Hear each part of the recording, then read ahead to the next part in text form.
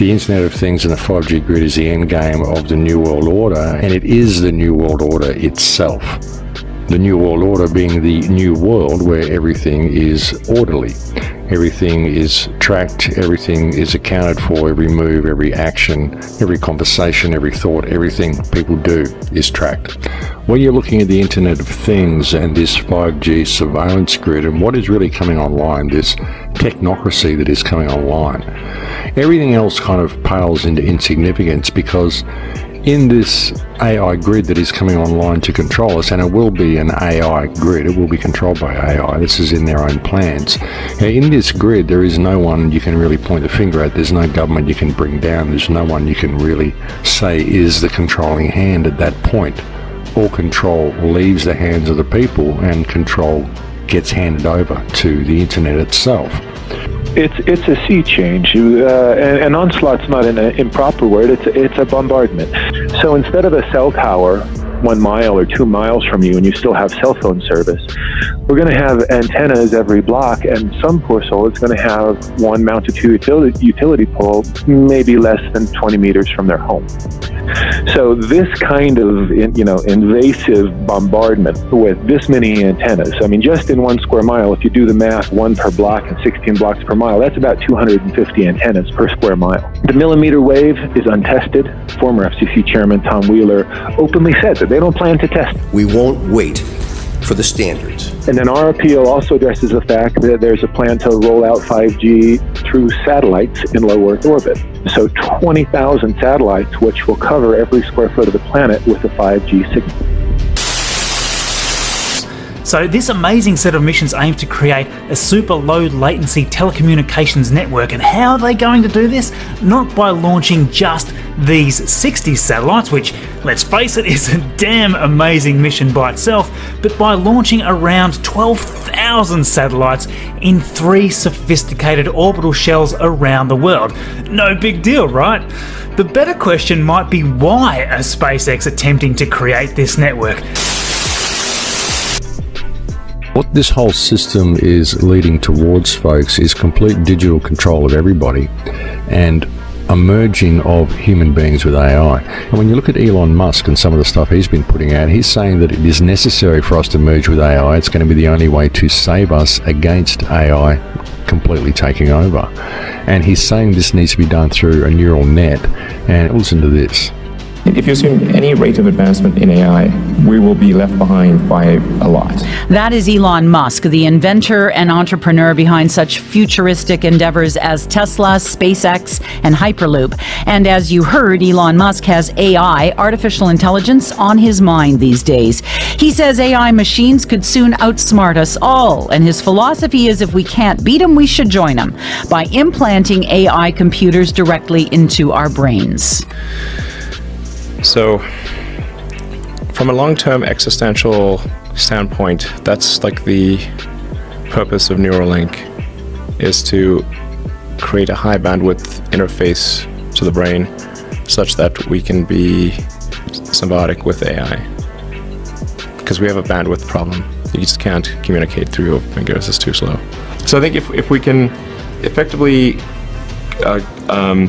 merge with AI by improving that the neural link between your cortex and your digital extension of yourself, which already, like I said, already exists, just has a bandwidth issue. Pay close attention to what he said there. What he said was that this interface already exists. It's just that they have to improve the bandwidth. They have bandwidth problems. So how might these bandwidth problems be improved? Not just that 5G is faster than 4G and that's it. It has other features such as much lower latency. It also has higher capacity for bandwidth and higher capacity for number of devices. SpaceX took the first step towards its orbiting internet system late Thursday. A Falcon 9 rocket launched from Florida's Cape Canaveral with a payload of 60 small satellites. Eventually, CEO Elon Musk wants to put 12,000 up there.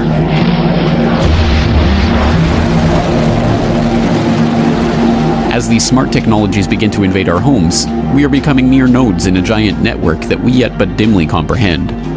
Called the Internet of Things, the plan is to create a network that will eventually include every single object on the planet. And as the public is finally becoming aware, such networks provide golden opportunities for corporations and governments alike to collect data and spy on the population. This is not mere conjecture. Before becoming enmeshed in an affair that ultimately derailed his career, former CIA Director David Petraeus bragged openly about how these smart technologies would allow intelligence agencies to spy on everyone in their own homes using their own appliances. Speaking at a summit for In-Q-Tel, the CIA's venture capital firm, Petraeus noted, "Items of interest will be located, identified, monitored, and remotely controlled through technologies such as radio frequency identification, sensor networks, tiny embedded servers, and energy harvesters." In practice, these technologies could lead to rapid integration of data from closed societies and provide near-continuous, persistent monitoring of virtually anywhere we choose. Whether Petraeus' own downfall is a result of FBI eavesdropping on private emails as part of a plan to warn future would-be whistleblowers, poetic justice, or mere irony, it is nonetheless instructive. When everything that anyone does is tracked, traced, and databased at all times, from our dishwasher usage to our television viewing to our toilet flushes, no one will be able to avoid the gaze of the state, regardless of whether or not they have something to hide. As IT World's Kevin Fogarty observed, if J. Edgar Hoover were alive, he would die of jealousy at the technologies available to the would-be big brothers of today. For the unimaginative out there, Hollywood yarns like Enemy of the State have provided fictional examples of what can go wrong if someone, somewhere, abuses the power of information and surveillance to target an innocent person in the wrong place at the wrong time. To be sure, the power that these technologies give for agencies or corrupt groups within those agencies to destroy the lives of targeted individuals is itself a fitting answer to the question of why government surveillance should be troubling to us. But beyond what can happen to specific targeted individuals in such a scenario is a much larger question. What if this data were being fed into a database so gargantuan it contains a digital version of every single person on the planet? And what if that database were being used by the Department of Defense to wargame various scenarios, from public reactions to natural disasters to the likelihood of civil unrest in the wake of a declaration of martial law? Remarkably, this is precisely what is happening. It is called the Sentient World Simulation. The program's aim, according to its creator, is to be a continuously running, continually updated mirror model of the real world that can be used to predict and evaluate future events and courses of action. In practical terms, that equates to a computer simulation of the entire planet, complete with billions of nodes representing every person on the Earth. At the time of initial reports on the program 5 years ago, there were only 62 country-level simulations being run by the US Department of Defense. These simulations grouped humans into composites, with 100 individuals acting as a single node. But already at that time, the US Army had used the systems to create a one-to-one level simulation of potential Army recruits.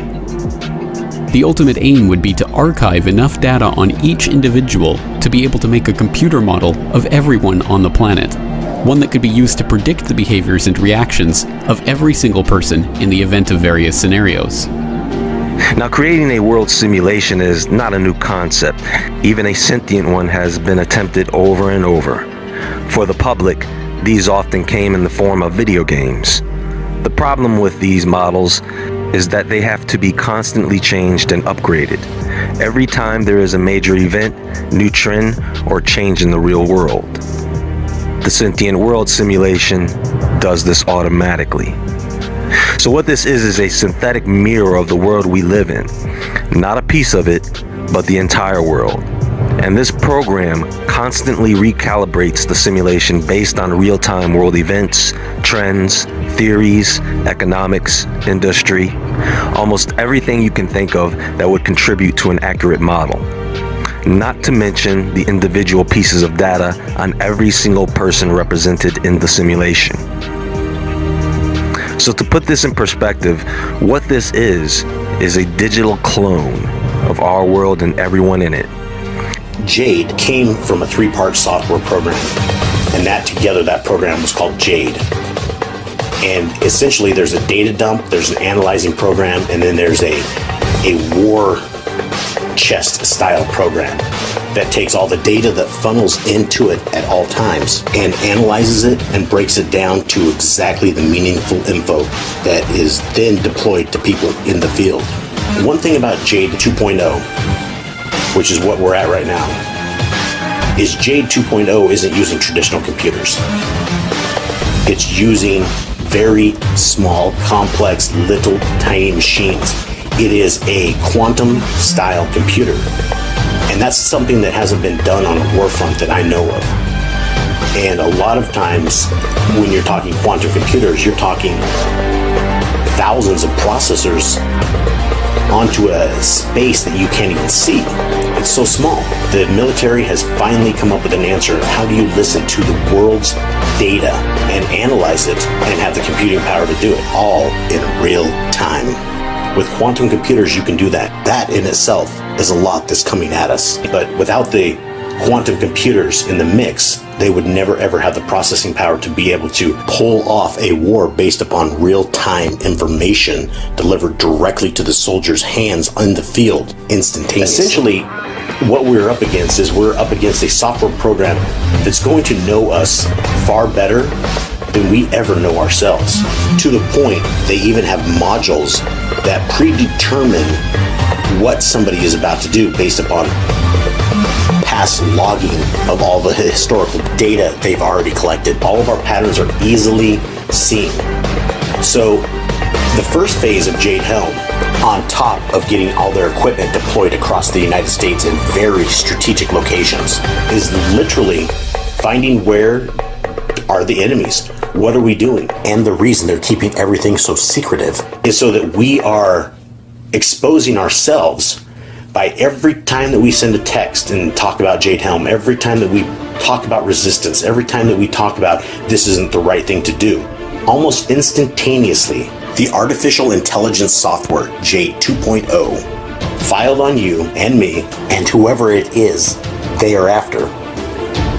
So Jade 2.0 is essentially the full command and conquer style military program.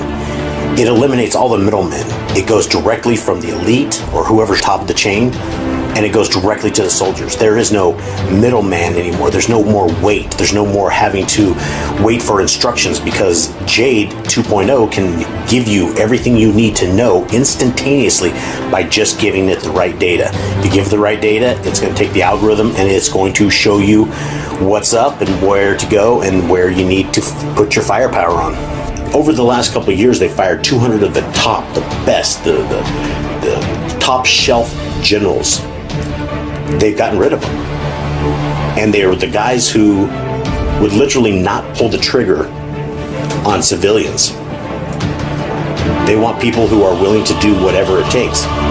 Some of the scary things that Jade can do, and why it's so scary, is the fact that this information is assimilated and it's run through war game software.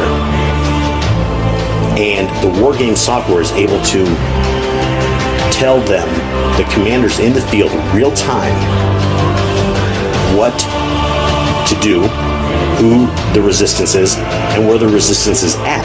It's almost like a battle that you don't need real generals and colonels for. It's a battle that deploys and plays out by itself. What I personally find most heartbreaking is that essentially the technology that we've come to love and to use and to build and to change society for the better, we hoped, has now been used and is being used to hunt us and kill us, and is essentially our greatest enemy that we've known to date. If they were being forthcoming and were telling us what really Jade Helm was all about, we would be out scrambling and trying to find as much data as we can on this. This is why it's pretty clear to see that Jade Helm began the second they announced it, and the second people began reporting all the military action. And that's what Jade Helm is all about. It's about mastering the human domain.